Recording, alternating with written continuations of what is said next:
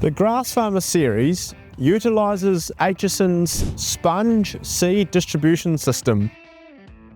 This is one of the most reliable and accurate ways of handling seed without damaging or cracking it.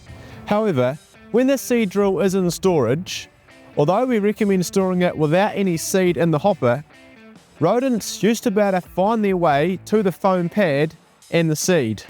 This has been resolved with our Mk2 Rodent Stop slide. By simply sliding it across, you can prevent rodents from accessing the foam pads, meaning they don't have to be replaced the next time you use the drill. When you want to use the drill again, simply slide it across, lock it in place, and you're good to go.